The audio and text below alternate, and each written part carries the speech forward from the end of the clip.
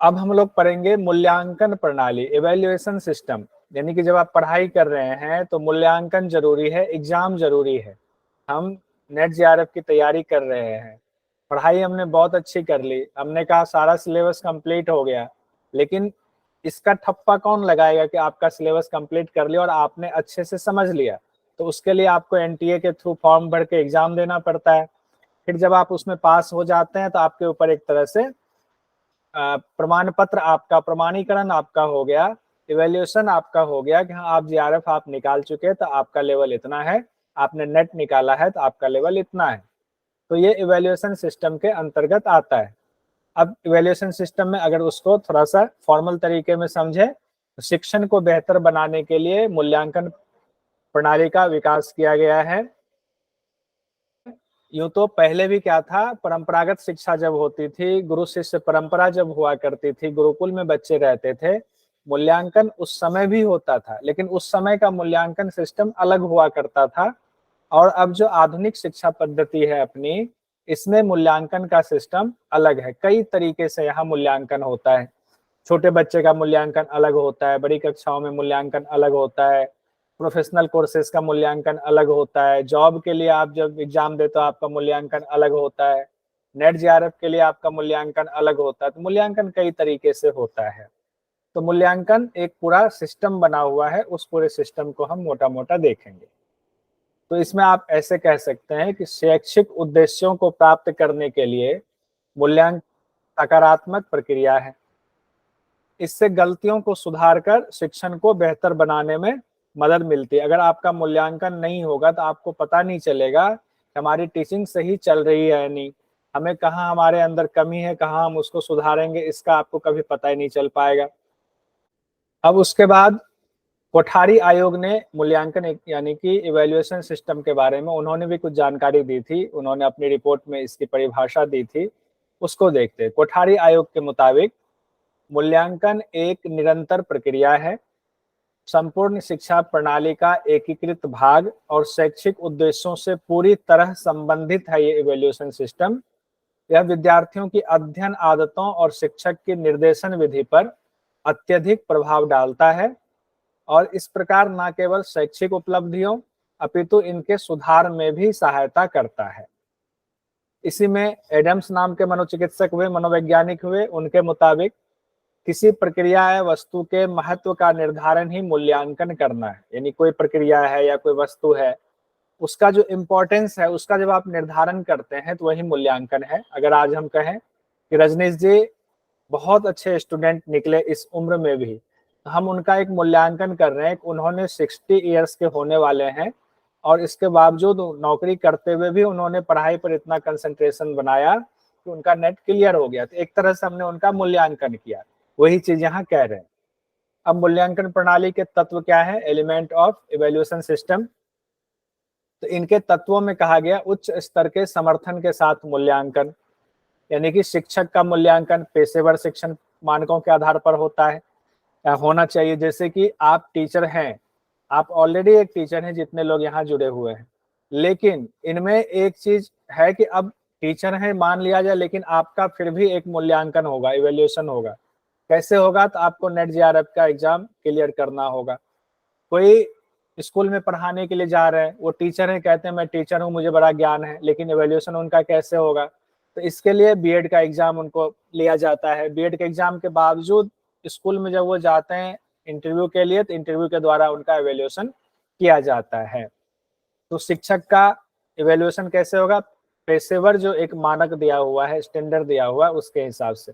जैसे कॉलेज के लिए आपका नेट जेआरएफ हो गया, स्कूल के लिए आपका बीएड हो गया, और सीटेट और स्टेट टेट का एग्जाम होता है, जिससे कि ये पता चलता है कि शिक्षकों को क्या करना चाहिए, किस तरह छात्रों को सिखाना चाहिए।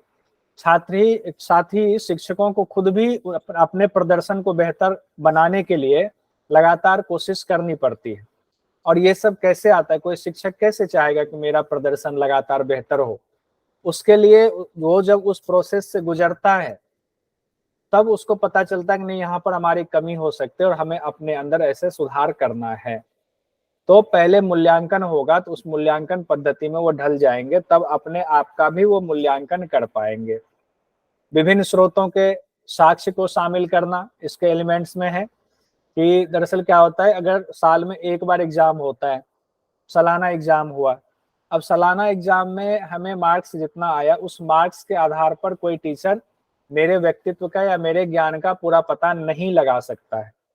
उसमें अलग अलग विभिन्न सोर्स, यानी कि कई सोर्स की जानकारी को जुटाने के बाद उसका कंप्लीट, कहते हैं ना, रिटन एग्जाम का इतना क्रेडिट मिलेगा, आपके जो है प्रोजेक्ट का इतना क्रेडिट मिलेगा, क्लास वर्क का इतना क्रेडिट मिलेगा, या आपका बिहेवियर कैसा रहा उसके भी मार्क्स जुड़ते हैं। तो सिर्फ रिटन एग्जाम से आप ओवरऑल मूल्यांकन नहीं होता है, अलग अलग सोर्स से आपके जो है डाटा जुटा करके फाइनल मूल्यांकन तब दिया जाता है।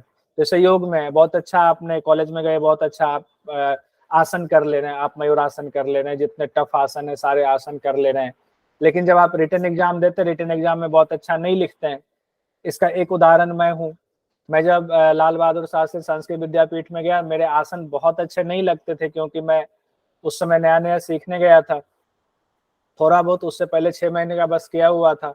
लेकिन वहाँ बहुत सारे बच्चे ऐसे थे जो बहुत सारे एडवांस आसन लगाते थे और मेरा नहीं लगता था। तो उस समय ऐसा लगता था कि मैं शायद इनके बीच में कहीं भी नहीं टिकता हूँ, लेकिन मैं कोशिश करता रहा।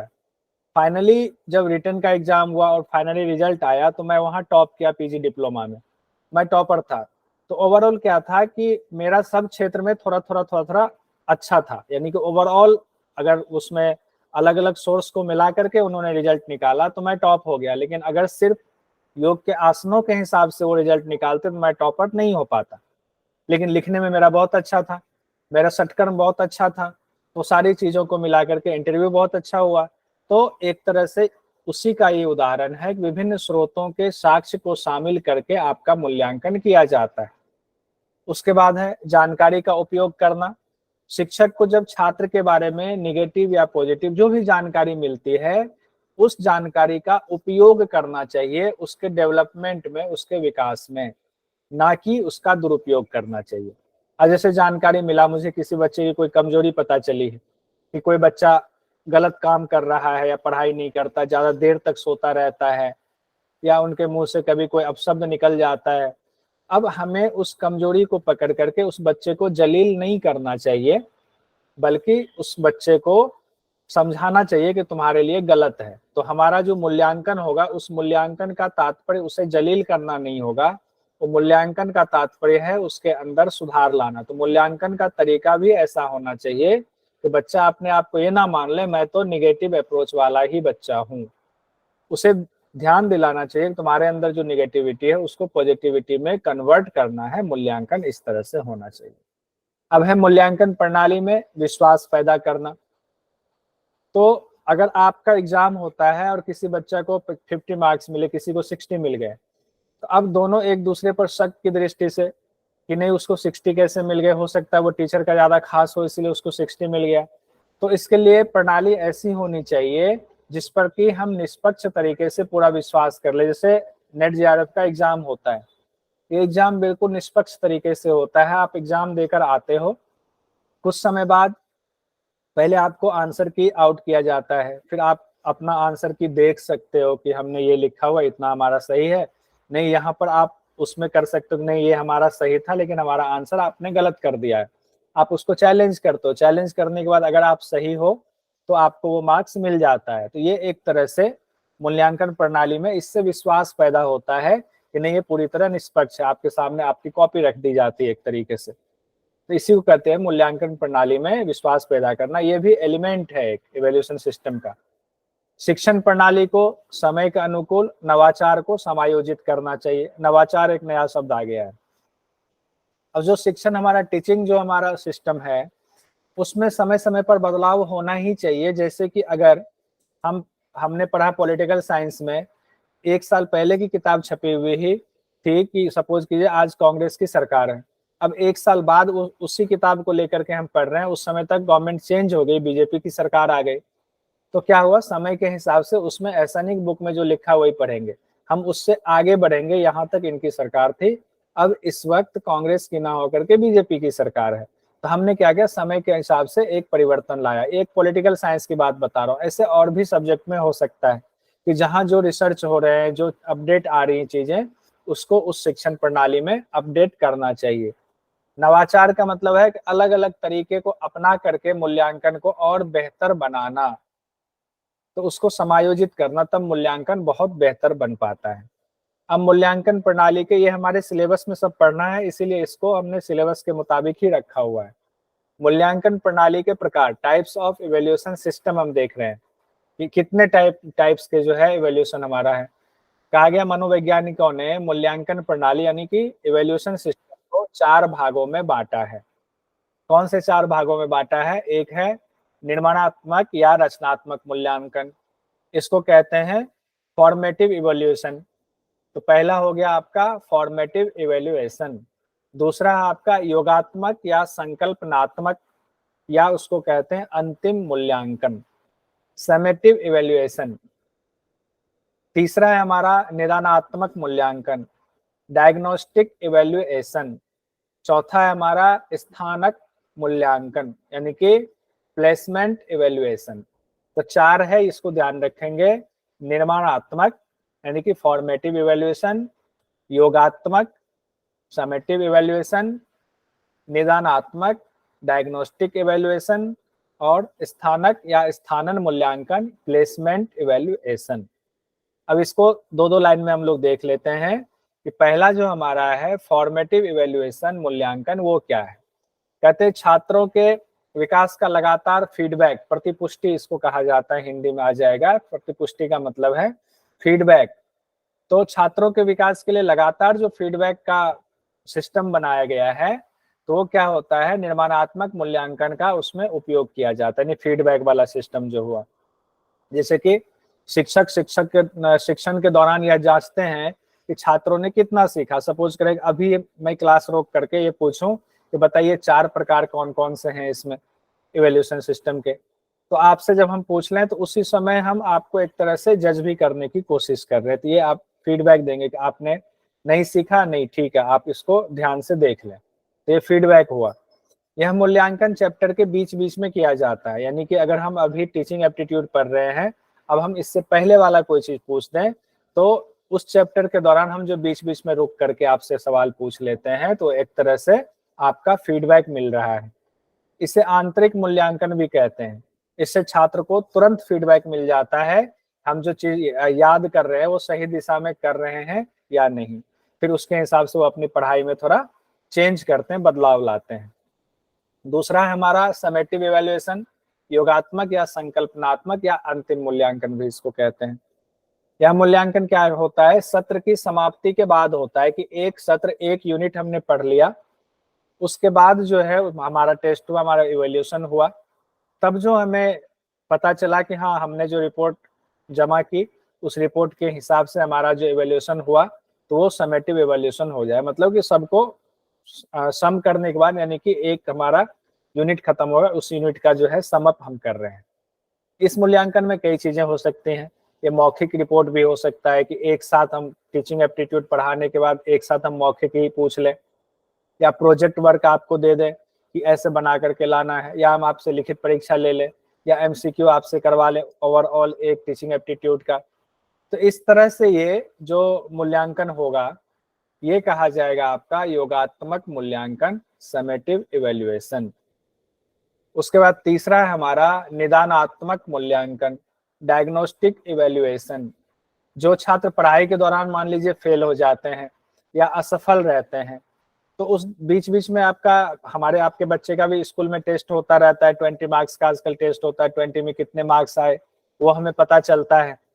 तो उससे क्या होता है, हम ये जानते, जैसे मैं अभी का उदाहरण बताता हूँ, 3-4 दिन पहले मेरे बेटे का टेस्ट हुआ हिंदी का, तो हिंदी में उसको बहुत कम मार्क्स आए 20 में से। उससे पहले तक हमें नहीं पता था कि वो उसकी हिंदी की स्थिति कैसी है अभी। तो जैसे कम मार्क्स आया, उसका पेपर आया हमारे पास, हमने तुरंत घर में बात की कि नहीं इसका हिंदी ठीक नहीं, इसके लिए हिंदी टीचर की जरूरत है। तो हमने एक टीचर से बात की, वो संस्कृत पढ़ाने आती हैं, मैंने उनसे बात की तो उनको कहा गया कि नहीं हिंदी भी इनको पढ़ा दीजिए। तो इसका क्या यहाँ पर हुआ, डायग्नोस्टिक इवैल्यूएशन, हमें ये पता चला कि उसमें कमी है, हिंदी उसकी ठीक नहीं है, अगर टेस्ट नहीं होता, ये वैल्यूएशन नहीं होता, हमें ये पता नहीं चल पाता और फिर हम इस पर एक्शन नहीं ले पाते, निदान इसका नहीं कर पाते, तो इसको निदानात्मक मूल्यांकन की श्रेणी में रखा जाएगा। उसके बाद क्या है, स्थानक मूल्यांकन या स्थानन मूल्यांकन, यानी कि प्लेसमेंट इवेल्युएशन। टीचिंग मटेरियल छात्रों के लिए किस लेवल का होना चाहिए, ये जानने के लिए कई बार पढ़ाने से पहले ही टेस्ट आयोजित किया जाता है, ताकि छात्र उस विषय को कितना जानते हैं पता चल जाए। अगर हमें पढ़ाना है, कई बार आप कॉलेज में जाते होंगे तो वहाँ आपको इससे साहब का पढ़ा होगा कि जब सब्जेक्ट पढ़ाने टीचर आते हैं तो कई बार पहले पूछते हैं, बच्चों इस सब्जेक्ट के बारे में आप क्या जानते हो बताओ, और वो बोर्ड पर लिखना शुरू करते हैं। जब लिखते हैं तो एक एक पॉइंट आप बताते जाते हो, लिखते हैं, उनको एक आइडिया लगता है कि इस सब्जेक्ट के बारे में बच्चों को इतनी जानकारी तो है, और अगर जानकारी कम है तो वो बेसिक्स से शुरू करेंगे। अगर उनको लगेगा नहीं ओवरऑल जानकारी इनको बेसिक्स की है, तो वो अपना जो उनका मटेरियल हो गया, पढ़ाने का तरीका होगा, वो उससे हायर लेवल का पढ़ाएंगे। इसको कहते हैं प्लेसमेंट इवेल्युएशन। तो 4 हम लोगों ने पढ़ लिया। उसके बाद हम देखते हैं कि मूल्यांकन का क्लासिफिकेशन कैसे है, यानी कि क्लासिफिकेशन ऑफ इवेल्युएशन टेक्निक्स, मूल्यांकन तकनीकों का वर्गीकरण कैसे किया जाता है। इसके वर्गीकरण में ऐसा है, 2 भागों में बांटा जाता है। एक तो आपका हो गया मात्रात्मक तकनीक, यानी कि क्वांटिटेटिव टेक्निक्स, और दूसरा हो गया गुणात्मक तकनीक, इसको कहते हैं क्वालिटेटिव टेक्निक्स। एक क्वांटिटी, एक क्वालिटी। बस ऐसे ध्यान रखेंगे, मूल्यांकन का जो क्लासिफिकेशन हुआ है, क्वांटिटी, क्वालिटी, मात्रात्मक, गुणात्मक, ऐसे ध्यान रखेंगे। अब क्वांटिटेटिव यानी मात्रात्मक में क्या चीजें आती हैं, लिखित परीक्षा, रिटन एग्जामिनेशन, मौखिक परीक्षा और व्यावहारिक परीक्षा। उसके बाद गुणात्मक में क्या आता है, आपके जो संचित रिकॉर्ड हैं, आपका अवलोकन किया जाएगा ओवरऑल, आपका इंटरव्यू होगा, साक्षात्कार होगा, और आपका क्रम का निर्धारण होगा। इसको एक बार देख लेते हैं हम लोग डिटेल में कि मात्रात्मक, क्वांटिटेटिव और क्वालिटेटिव दोनों में क्या फर्क रह जाएगा। क्वांटिटेटिव का पहले हम लोग देखते हैं लिखित परीक्षा। लिखित परीक्षा हम लोग सब देकर आए हुए हैं कि साल में जो है 2 बार 3 बार लिखित परीक्षा होती है, अब तो ज्यादा होने लगी है। वैसे फाइनली एक अर्धवार्षिक और वार्षिक होता था पहले। फाइनल जो होता था वार्षिक होता था, उसी को फाइनल माना जाता था। तो लिखित परीक्षा में छोटे आंसर भी हो सकते हैं, कई बार का दीर्घ आंसर लिखना पड़ता था, कई बार का एक लाइन में लिखना पड़ता था। इसको पेंसिल परीक्षण के नाम से भी जाना जाता है। तो ध्यान रखिएगा कि पेंसिल परीक्षण किसको कहते हैं, तो लिखित परीक्षा के अंतर्गत आएगा। या पेंसिल परीक्षण विधि आता है क्वांटिटेटिव में या क्वालिटेटिव में, तो क्वांटिटेटिव में आएगा। इसमें प्रश्नों के उत्तर लिखित रूप में देने होते हैं, ठीक है। दूसरा है मौखिक परीक्षा। मौखिक परीक्षा में लिखित के लिए पूरक का काम करता है, जो हमने लिखा उसका पूरक हो गया। यानी कि कई बार बच्चों को कहते हैं ना, टेबल बताओ, 8th का टेबल हमें पढ़ के बताओ, कोई शब्द का उच्चारण हमें करके बताओ, ये हमारा हो गया मौखिक परीक्षा के अंतर्गत आ गया। अब हम आते हैं व्यवहारिक परीक्षा में। व्यवहारिक परीक्षा में क्या होता है, हमने कहा कि प्रशांत जी आप मयूरासन लगाकर दिखाओ। जैसे हम लोग 10th यूनिट हमने पढ़ा, गुलशन जी ने पढ़ाया क्रियात्मक योग वाला। तो क्रियात्मक जो हमारा है, प्रयोगात्मक है, आपका क्रिया कैसे है उसके स्किल्स को हम टेस्ट करते हैं, कैसे, व्यवहारिक परीक्षा के द्वारा। आपको कहा कि आपको बहुत बढ़िया जो है कोई इलेक्ट्रॉनिक डिवाइस बनाना आता है, आपने पूरा उसका प्रोसेस लिखित में बता दिया। मौखिक में हमने पूछा, वाइवा में आपने मौखिक भी बता दिया। अब हमने कहा जरा प्रैक्टिकल करके दिखाओ, तो प्रैक्टिकल ही हो गया व्यवहारिक। तो ये 3 चीजें हमने पढ़ा किसमें, क्वांटिटेटिव में। अब उसके बाद हम आते हैं क्वालिटेटिव में, गुणात्मक में। गुणात्मक में हमारा है संचित record, cumulative records. Cumulative records का मतलब हुआ कि आप जो साल भर किसी संस्थान में बिता रहे हो एक सत्र में, उस पूरे सत्र के दौरान आपके रिकॉर्ड्स वहां जमा होते हैं। वहां पर आपकी डायरी जमा होती है, वहां पर आपके नोटबुक में आपने कितना काम किया हुआ, जो होमवर्क आपको साल भर दिया गया उस होमवर्क को आपने कब कब पूरा किया, कब कब नहीं किया, उसके भी मार्क्स अलग से जुड़ते हैं, उसका भी इवैल्यूएशन होता है। वो आपके हो गए संचित रिकॉर्ड। उसके बाद है अवलोकन, ऑब्जर्वेशन। ऑब्जर्वेशन में क्या होता है, आपका व्यवहार का मूल्यांकन किया जाता है। टीचर्स, आपके साथी छात्र सब आपके व्यवहार का अवलोकन कर रहे हैं, फिर वो मार्क्स देते हैं। क्लास में ये बदमाशी करता है कि नहीं, इसका ध्यान रहता है कि नहीं, इसका पोस्चर ठीक, गेस्चर पोस्चर ठीक है कि नहीं, सवाल पूछने का तरीका ठीक है कि नहीं, सही शब्दों का इस्तेमाल कर रहा है कि नहीं, लड़ाई झगड़ा तो नहीं करता है स्कूल में, डिस्टर्बिंग एलिमेंट्स तो नहीं है। तो ये आपका अवलोकन के अंतर्गत आता है, ऑब्जर्वेशन के अंतर्गत आता है। फिर है हमारा साक्षात्कार।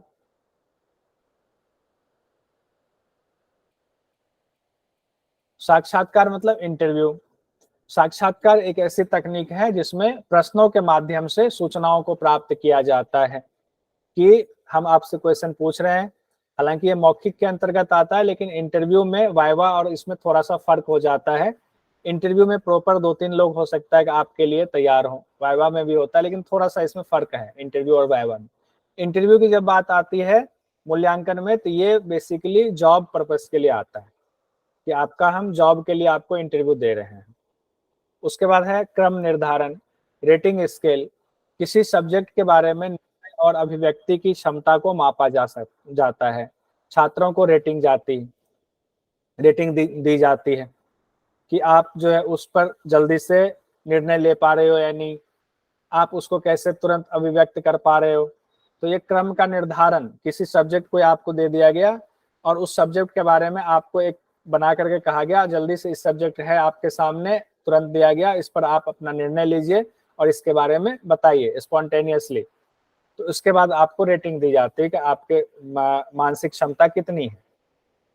उसके बाद है विकल्प आधारित क्रेडिट सिस्टम। ये भी हमारे सिलेबस में पढ़ना है। क्रेडिट सिस्टम कई बार पूछ दिया जाता है, 1 से लेकर 10 तक मार्क्स में क्रेडिट सिस्टम होता है, तो उसमें क्या है वो हम अभी देख लेते हैं। क्रेडिट सिस्टम में छात्रों को क्रेडिट पॉइंट्स मिलते हैं। कैसे क्रेडिट पॉइंट्स मिलते हैं, सपोज कीजिए आप इग्नू से कोई कोर्स कर रहे हैं, 3 साल का कोर्स कर रहे हैं, या इंजीनियरिंग कर रहे हैं तो आप 4 साल का कोर्स होता है, और हर साल में आपका सेमेस्टर होता है, कहीं 2 सेमेस्टर हुआ, कहीं 3 सेमेस्टर हुआ, ऐसे होता है। हर सेमेस्टर में आपको यूनिट पढ़ना पड़ता है, यूनिट 1, 2, 3 आपको सेमेस्टर 1 में पढ़ना है, यूनिट 4, 5, 6 आपको सेमेस्टर 2 में पढ़ना है। ऐसे मान लीजिए कि 16 यूनिट हो गया, तो उसको कई सेमेस्टर में बांटा गया।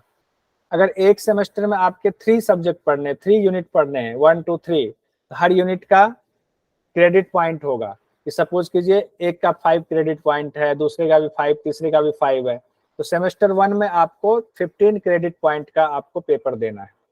15 क्रेडिट पॉइंट में आपने सपोज करा कि 2 क्रेडिट पॉइंट का, 2 यूनिट का आपने एग्जाम में निकाल लिया, पास हो गए आप, तो 2 ही का आपको 5 क्रेडिट, 5 क्रेडिट, 10 क्रेडिट आपको मिले, 5 क्रेडिट आपको नहीं मिलेंगे क्योंकि आपने पेपर नहीं दिया किसी कारण से, या आप फेल हो गए। तो 2 क्रेडिट आपको मिल गया, ये 2 क्रेडिट का आपको दोबारा एग्जाम नहीं देना पड़ेगा, लेकिन तीसरा क्रेडिट आपको अब अगले सेशन में आपका वो कैरी फॉरवर्ड हो जाएगा, आपको अगले सेशन में फिर उसको कंप्लीट करना है। ऐसे जो 3 साल का सेमेस्टर वाइज जोड़ा हुआ है, जैसे सपोज की अगर 3 साल में आपके 150 क्रेडिट का आपका ओवरऑल है, तो उसमें यूनिवर्सिटी ने हर जगह, हर यूनिवर्सिटी ने अपना अलग अलग क्राइटेरिया बना रखा है कि सपोज कीजिए 150 क्रेडिट है तो हम 130 क्रेडिट मानेंगे कि 130 क्रेडिट अगर आप फाइनल तक ले आते हैं तो आप पास हो गए। 130 से कम क्रेडिट है तो आपको उतना क्रेडिट पूरा करना पड़ेगा इतने समय के अंतर्गत। तो ये क्रेडिट सिस्टम इस तरह से होता है। और क्रेडिट सिस्टम में क्या है, आपको मार्क्स नहीं दिया जाता है, मार्क्स से आपको पता नहीं चलता, आपको क्रेडिट पॉइंट ही दिया जाता है। उसके बाद अब ये क्रेडिट सिस्टम पर कई बार ये सवाल आ सकता है कि दिल्ली यूनिवर्सिटी में क्रेडिट सिस्टम कब लागू किया गया। तो दिल्ली यूनिवर्सिटी में 2015-16 में स्नातक में विकल्प आधारित क्रेडिट सिस्टम को लागू किया गया। अब क्रेडिट सिस्टम में क्या क्या है, ये सभी क्रेडिट सिस्टम सभी केंद्रीय, राज्य और मान्यता प्राप्त जितने विश्वविद्यालय हैं उनके लिए एक समान क्रेडिट सिस्टम गवर्नमेंट ने बनाया हुआ है। और इसके 3 मुख्य पाठ्यक्रम होते हैं, मूल, वैकल्पिक और बुनियादी। जैसे कि दिल्ली यूनिवर्सिटी में किया गया कि आपका एक तो मेन रहेगा सब्जेक्ट, उसके बाद आप वैकल्पिक सब्जेक्ट भी कोई चूज कर सकते हैं, कोई बुनियादी सब्जेक्ट भी चूज कर सकते हैं। इसीलिए इसका नाम दिया हुआ है, ऊपर देखिए, विकल्प आधारित क्रेडिट सिस्टम, यानी कि आपको विकल्प मिलता है कि आपका एक मेन सब्जेक्ट है, आप उसका वैकल्पिक सब्जेक्ट भी एक ले लीजिए। तो बच्चा अपने चॉइस के हिसाब से सेलेक्ट कर लेता है, और सेलेक्ट करने के बाद लेकिन इसमें एक चीज फिक्स होता है कि आपको इतना क्रेडिट पूरा करना है। जो आप सब्जेक्ट चुन रहे हैं उसका क्रेडिट देख लीजिए, ओवरऑल क्रेडिट इतना होना चाहिए। उस क्रेडिट के हिसाब से स्टूडेंट अपना सिलेक्शन करता है। इसके मूल तत्व में क्या आ जाता है क्रेडिट सिस्टम में, सेमेस्टर आ जाता है, क्योंकि सेमेस्टर वाइज इसको बांट दिया गया है। एक बार एग्जाम नहीं होगा, पहले सालाना एग्जाम होता था, या हम फर्स्ट ईयर में हैं तो फर्स्ट ईयर में बस एक ही बार एग्जाम होगा। जब जैसे ही उसको सेमेस्टर वाइज बांटा और क्रेडिट के हिसाब से बांटा, तो हर सेमेस्टर में हम एग्जाम देते जाते हैं, जितना हमने एग्जाम दे दिया उससे छुट्टी। पहले क्या होता था, हम फेल हो गए, हमें सब कुछ फिर से पढ़ना, फिर से फर्स्ट ईयर का हमें एग्जाम देना है, ये बड़ी दिक्कत होती थी। क्रेडिट सिस्टम में छात्रों के लिए आसान किया गया है। इसमें छात्र साइंस, आर्ट्स, कॉमर्स के लिए 3 साल का और इंजीनियरिंग के लिए 4 साल का सिलेबस होता है। तो इसमें से कोई भी सिलेक्ट करेगा, तो साइंस, आर्ट्स, कॉमर्स में क्या 3 साल का, इंजीनियरिंग के लिए क्या तो 4 साल का होता है। प्रत्येक सेमेस्टर में 15 से 18 सप्ताह का, ये ध्यान रखिएगा, एक सेमेस्टर में 15 से 15 टू 18 वीक्स का शैक्षणिक कार्य होता है, जो कि 90 शिक्षण दिन, 90 टीचिंग डेज के बराबर होता है। ये दो चीजें आपको हो सकता है एग्जाम में आ जाए, 15 से 18 सप्ताह जो कि 19 टीचिंग डेज के बराबर होता है। प्रत्येक सेमेस्टर की बात यहाँ पर हो रही है। उसके बाद एलिमेंट्स में और क्या है, क्रेडिट पर, ये क्या अटेंडेंस है क्या ये इतनी? नहीं इतना मान लीजिए क्लास होगा आपका, 15 से 18 सप्ताह तक शैक्षणिक कार्य होगा, मतलब जो 90 शिक्षण दिवस के बराबर होगा। अब आप कितने अटेंड कर पा रहे हैं, कितने नहीं कर पा रहे हैं, वो उसका रूल अलग होता है। तो इसमें मेन जो है वो ये याद करके रखना है कि 15 से 18 सप्ताह का शैक्षणिक कार्य होगा, जो 90 शिक्षण दिवस के बराबर होगा। ठीक है लेखा जी, हमारे मतलब टीचर इतनी क्लासेस आपको देंगे। अब है क्रेडिट प्रणाली। हर विषय को एक निश्चित क्रेडिट पॉइंट दिया जाता है कि आपने सपोज किया एक सेमेस्टर में आपने 4 यूनिट लिया, तो हर यूनिट का अपना क्रेडिट पॉइंट दिया हुआ है, और आपको फाइनली इतने क्रेडिट तक पास होने के लिए चाहिए। तो आप उस हिसाब से फिर मेहनत करते हो। हमने कोई मेन सब्जेक्ट लिया, मेन सब्जेक्ट का हो सकता है क्रेडिट पॉइंट अलग हो, हमने सहायक सब्जेक्ट लिया, उसका क्रेडिट पॉइंट अलग हो हमारा। तो अब है कि जो छात्र उस विषय को एक सेमेस्टर में पास कर लेता है, उससे उससे संबंधित यानी जो विषय आपने पास किया है उसका क्रेडिट पूरा मिल जाता है, क्रेडिट पॉइंट मिल जाता है। क्रेडिट का हस्तांतरण भी होता है। क्रेडिट का हस्तांतरण कैसे होगा, सपोज कीजिए 3 सब्जेक्ट हमने लिया था यूनिट एक सेमेस्टर में, 2 ही हम पास हो पाए, एक हम किसी कारण से एग्जाम हमने दिया ही नहीं, बीमार हो गए, या घर में शादी थी, या घर में कोई बीमार हो गए, हमने एक पेपर नहीं दिया। तो 2 जो हमने दिया, 2 में पास हैं, तो 2 का हमें क्रेडिट पॉइंट मिल जाएगा। एक जो नहीं दिया है वो अगले सेमेस्टर में उसकी भरपाई करनी पड़ेगी, वो वहां से क्रेडिट हस्तांतरण हो जाएगा, वो वहां से आगे ट्रांसफर हो जाएगा। अब है ग्रेडिंग। क्रेडिट के बाद आते हैं ग्रेडिंग पर। यूजीसी ने 10 अंक की ग्रेडिंग सिस्टम लागू की हुई है। ये बीएड वगैरह में जब आप वो देते हैं, क्रियात्मक वाला पोर्शन आपका होता है, उसमें ग्रेडिंग लागू की जाती है, आपको ग्रेड कौन सा मिल रहा है।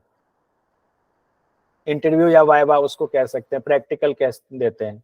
तो उसमें ग्रेड होता है, सबसे अच्छा ग्रेड जो होता है जिसमें 10 अंक दिया गया, वो सर्वोत्तम होता है, आउटस्टैंडिंग वाला होता है, ओ दिया जाता है।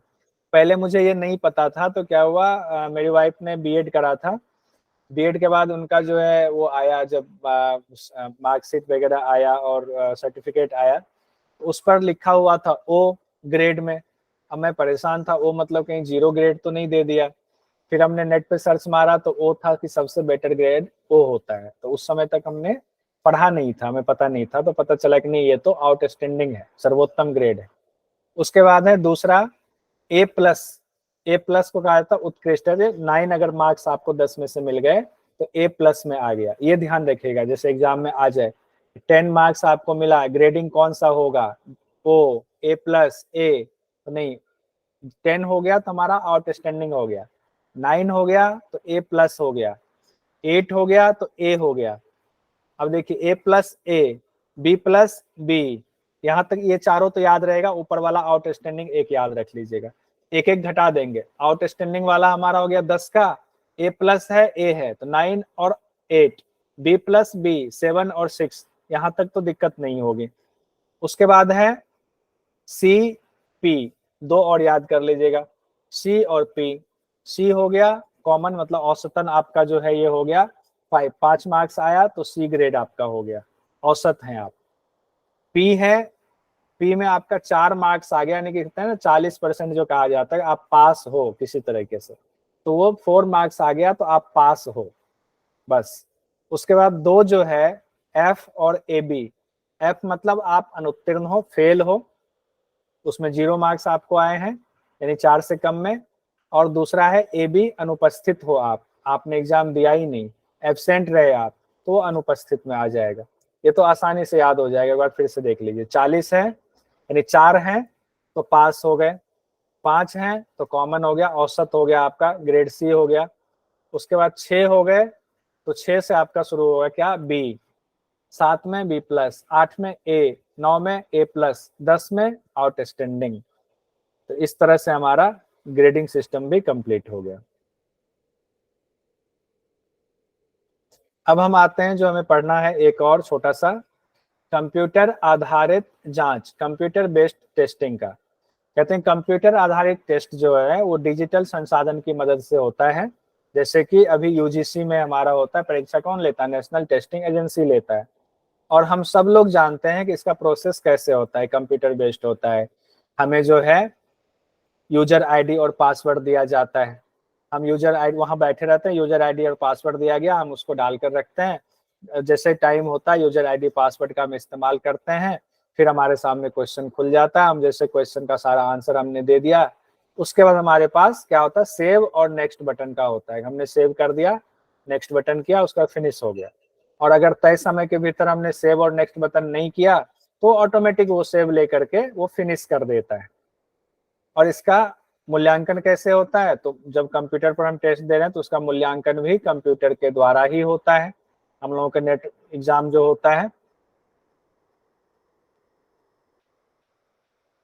मूल्यांकन कैसे होता है, तो कंप्यूटर में जो सॉफ्टवेयर है उस सॉफ्टवेयर की मदद से हमारा मूल्यांकन होता है, क्योंकि पहले से ही उसमें आंसर सेट किया हुआ है उस सॉफ्टवेयर में।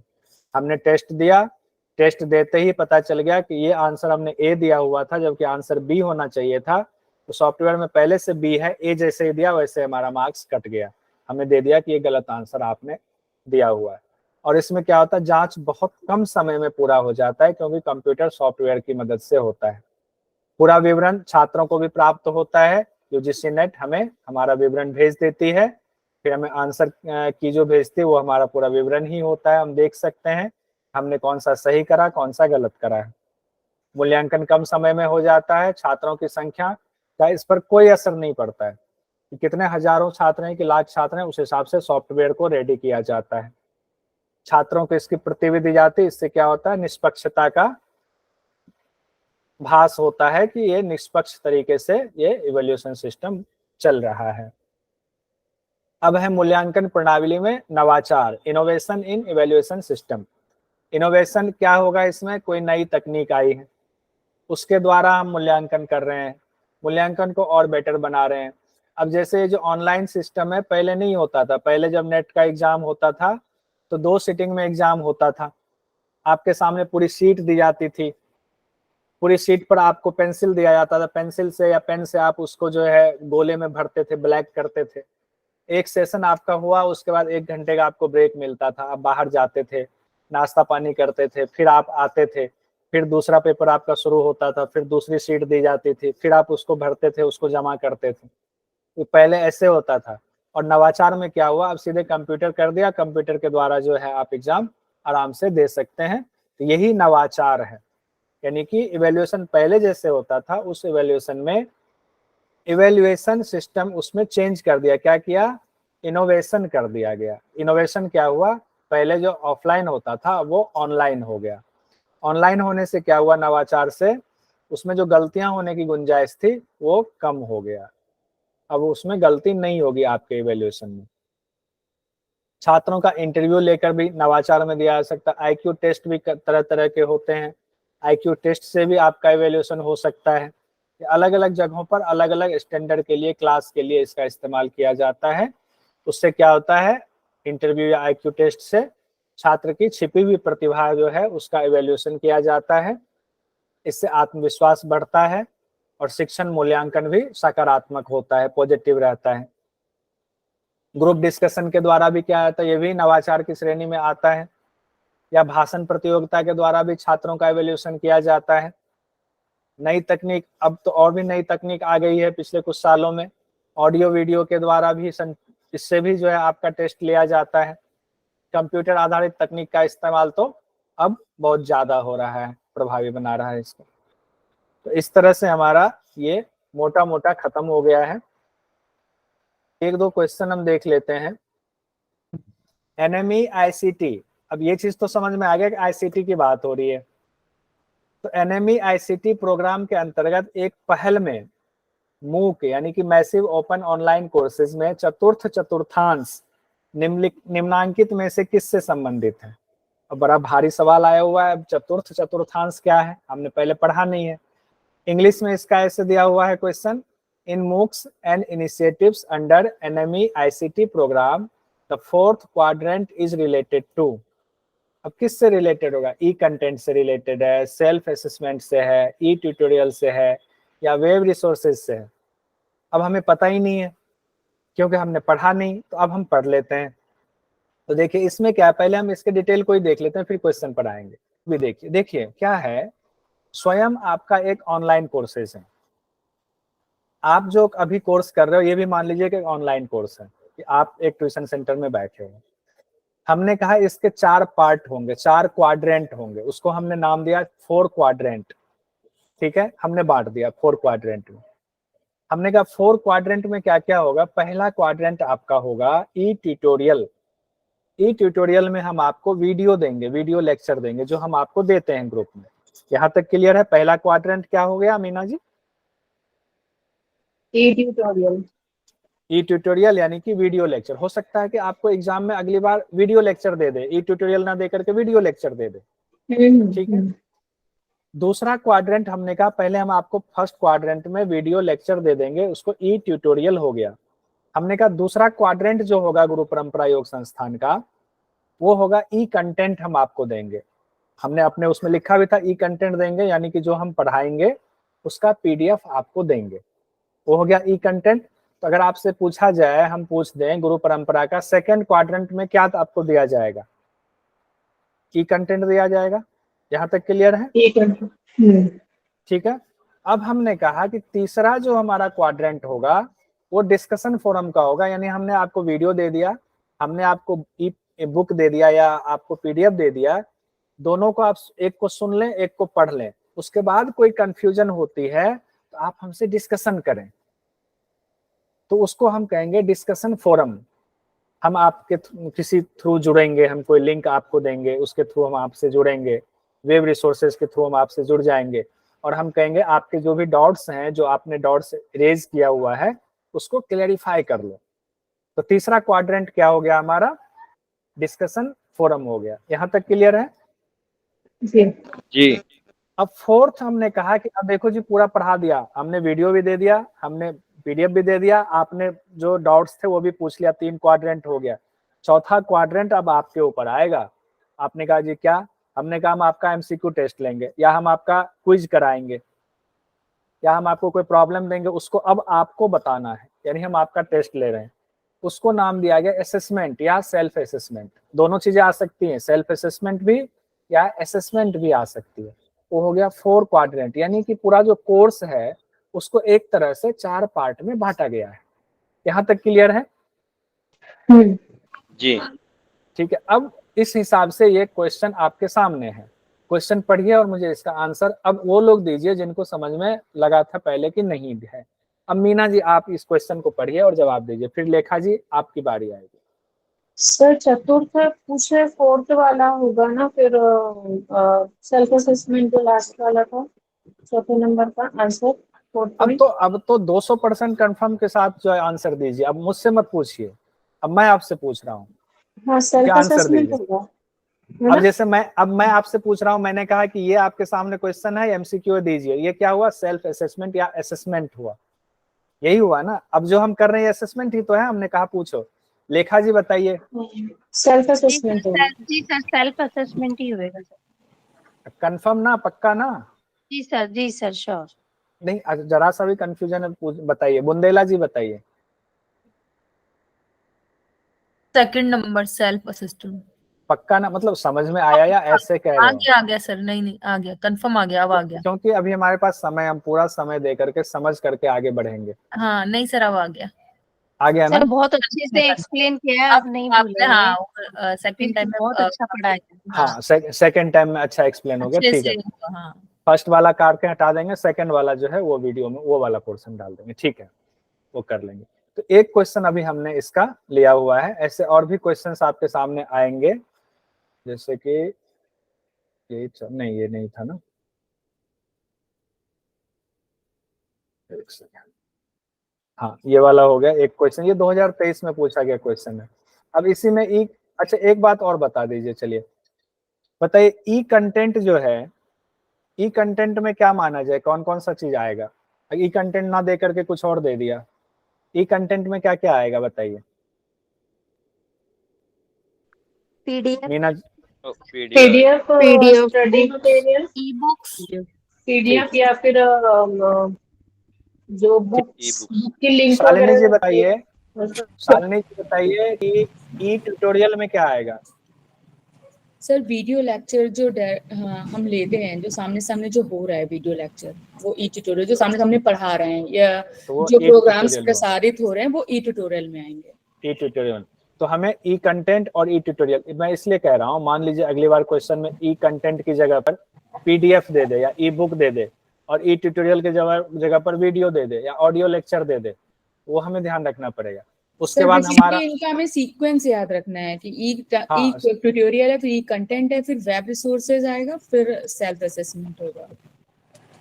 नहीं, पहले हम वीडियो दे रहे हैं तो ई ट्यूटोरियल हो गया, उसके बाद हमने आपको ई ट्यूटोरियल में वीडियो ही कंपलसरी है या रिकॉर्डेड ऑडियो क्लास भी मानी जाएगी? रिकॉर्डेड ऑडियो क्लास भी मानी जाएगी उसमें, ठीक है। लेकिन इसमें ध्यान रखिएगा कि अभी तक वीडियो ही लिखा हुआ है, उसके अपने जो स्वयं का जो वो ई बुक है ना, उसमें वीडियो ही लिखा हुआ है, ठीक है लेखा जी? हाँ सर, जी सर। उसमें वीडियो, उसके बाद हमने क्या, पहले वीडियो दिया तो ई ट्यूटोरियल हो गया, मतलब ट्यूटोरियल मतलब पढ़ा रहे हैं, और ई कंटेंट हो गया, पढ़ा नहीं रहे हैं, वो आपको बुक दे दिया पढ़ने के लिए खुद से। बुक आपको पीडीएफ देने का मतलब तो नहीं हुआ ना हम आपको पढ़ा रहे हैं, ट्यूटर बन के हम पढ़ा रहे हैं, ट्यूटोरियल में नहीं आएगा, वो ई कंटेंट में आएगा। तो सेकंड ये हो गया। तीसरा हमने क्या कहा था? डिस्कशन वाला कहा था, डिस्कशन फोरम कहा था, ठीक है, उसमें वाद विवाद वगैरह आपके डाउट्स जो है वो क्लियर होंगे। और फोर्थ वाला आपका क्या था? सेल्फ असेसमेंट, या उसमें आपको दे दे कि आपका एग्जाम हो रहा है, आपका एमसीक्यू ले रहे हैं, ऑनलाइन टेस्ट ले रहे हैं, ऐसे भी आपको कंफ्यूज किया जा सकता है, ठीक है। सर जो अब हमारी क्लास चल रही है, ये तो ई ट्यूटोरियल में आएगी ना? ये तो नहीं, ये लाइव डिस्कशन में, ये तो उसमें आएगा। जो आपका जो अब रिकॉर्डेड आप डालोगे, हाँ, वो ई ट्यूटोरियल में आएगा। और अभी जो क्लासेस चल रही है, जो आप सवाल पूछ रहे हो, हम बता रहे हैं, ये डिस्कशन फोरम में आएगा, क्योंकि आप अपने डाउट्स क्लियर कर रहे हो, ठीक ना। जब दोनों तरफ से बात हो रही है तो डिस्कशन फोरम में आ जाएगा। और जब फाइनली हमने कहा अब आप जो है सिर्फ हमारे क्वेश्चन का आंसर दो, तो वो कौन से में आ जाएगा? असेसमेंट में आ जाएगा। अमित जी ठीक है? हाँ सर, हम समझ गए सर, ठीक है।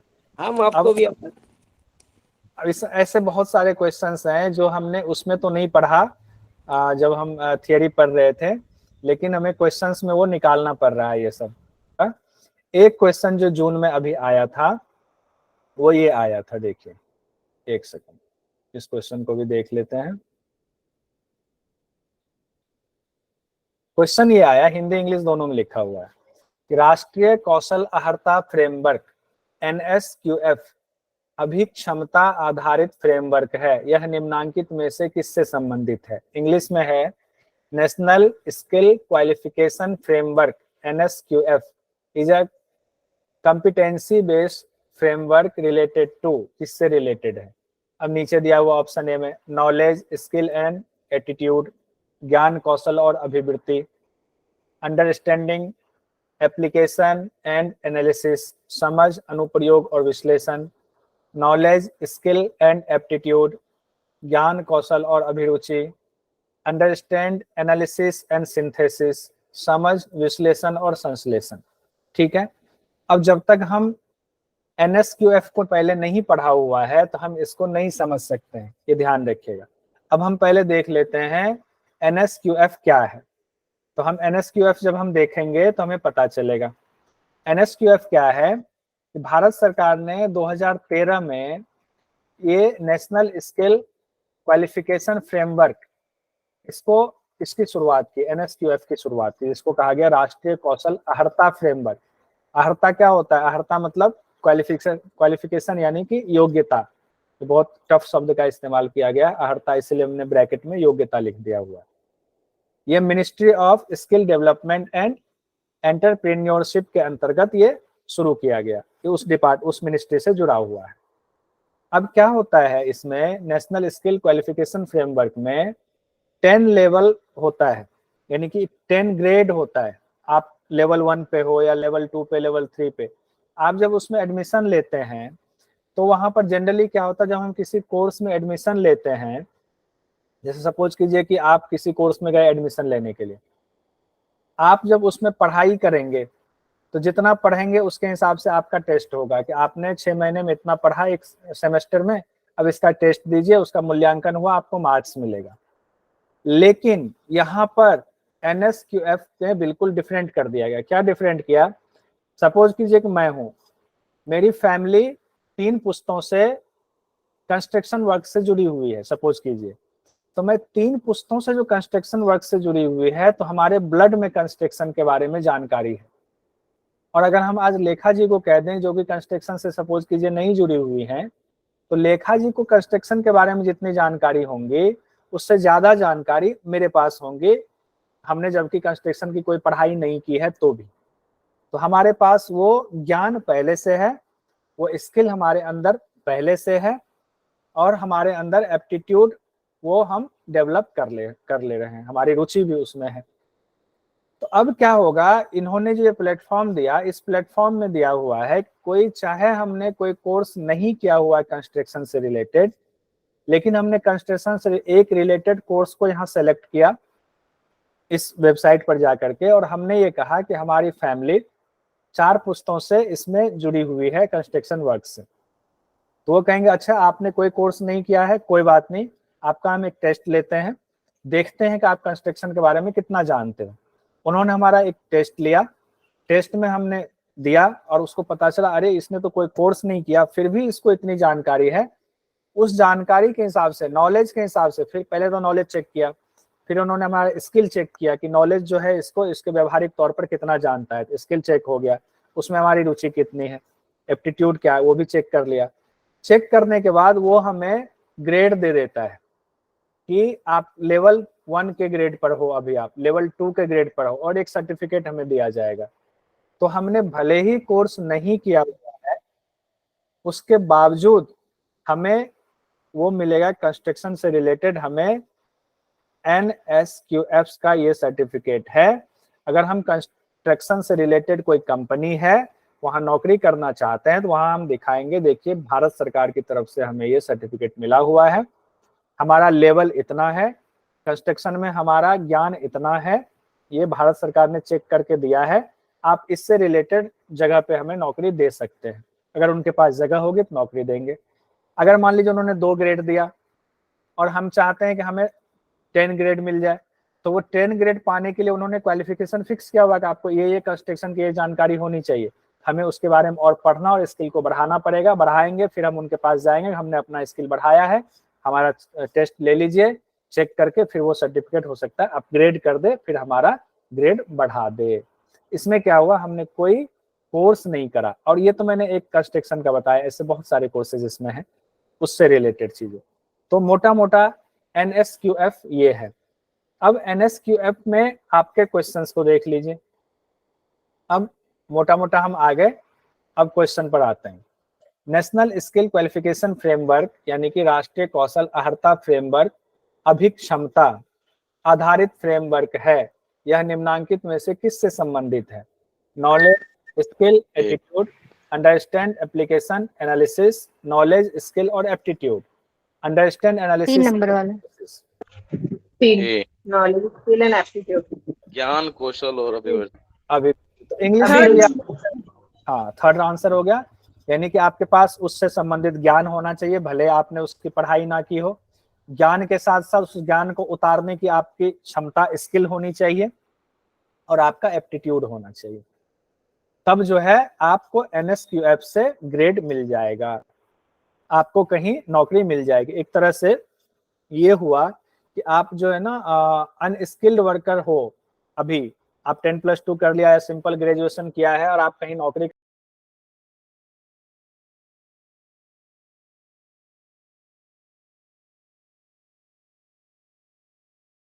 कोर्स नहीं किया, आप NSQF पर जाकर रजिस्ट्रेशन कराइए, अपने पसंद का कोर्स में जाइए, वहां से आप ग्रेड प्राप्त करके किसी को दिखा सकते हैं, कंपनी को या किसी बड़े उसमें, कि देखिए मेरे पास ये ग्रेड है, आप हमें इससे रिलेटेड नौकरी दे सकते हैं। ठीक है, ये चीजें भी हम लोगों ने नहीं पढ़ी थी। कोई अध्यापक या अध्यापिका विज्ञान का पाठ्यक्रम तैयार कर रहा है या रही है, वह कोई ऐसा अभ्यास जोड़ना चाहता है या चाहती हैं जिससे अधिगमकर्ताओं में, अधिगमकर्ताओं मतलब स्टूडेंट्स में, सहयोग और समस्या समाधान की भावना को बढ़ावा मिले। तो इस दशा में संबंधित अध्यापक या अध्यापिका निम्नांकित में से किस प्रकार का समूह निर्माण करेगा या करेगी? अब इन्होंने इतना लंबा बना दिया जबकि छोटा सा क्वेश्चन है, सिंपल क्वेश्चन। अब इसको हम अपने से बना लेते हैं। कोई टीचर साइंस का एक सिलेबस तैयार कर रहा है, वह उसमें कोई ऐसा चीज जोड़ना चाहता है, कोई ऐसा प्रैक्टिस जोड़ना चाहता है जिससे स्टूडेंट्स में आपसी कोऑर्डिनेशन और समस्या के समाधान की भावना को बढ़ावा मिले। तो वो किस प्रकार के समूह का निर्माण करेगा वो टीचर?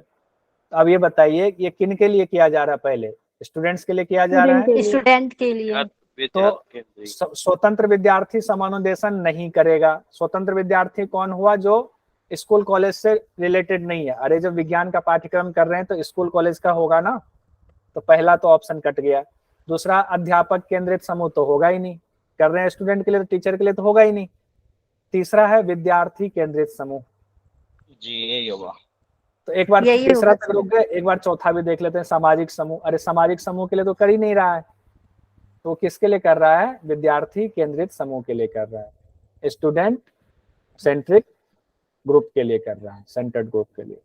तो ये भी आसान था। इसमें कोई कंफ्यूजन है तो बताइए किन्हीं को, ये क्वेश्चन समझ में नहीं आया, किन्हीं को भी हो तो बताएं। सर पहले वाला बता दो, पहले का क्या मतलब है इसका? स्वतंत्र विद्यार्थी वाला। जी स्वतंत्र विद्यार्थी सर वो ये होता है समनुदेशन का मतलब क्या है सर? समान उद्देश्य वाला। स्वतंत्र विद्यार्थी समझ लेंगे तो उसके बाद दिक्कत नहीं। स्वतंत्र विद्यार्थी ये हुआ जो कि किसी, जैसे मान लीजिए 10th क्लास में आपका भाई पढ़ रहा हो, तो वो स्वतंत्र विद्यार्थी नहीं कहलाएगा। लेकिन कोई ऐसा है जिसने कॉलेज में उसमें एडमिशन नहीं लिया है, लेकिन ऑनलाइन कहीं से कोर्स कर रहा है और अपना कहीं पे किसी दुकान पे काम भी कर रहा है, किसी कंपनी में नौकरी भी कर रहा है। या सपोज कीजिए कि रजनीश जी हैं, रजनीश जी गवर्नमेंट जॉब कर रहे हैं लेकिन साथ साथ UGC नेट की तैयारी कर रहे हैं, स्टूडेंट तो हैं, तो वो स्वतंत्र स्टूडेंट की श्रेणी में आएंगे। लेकिन कोई कॉलेज में BSc में एडमिशन ले लिया तो वो स्वतंत्र स्टूडेंट की श्रेणी में नहीं आएंगे। बाकी तो समझ में आ ही गया।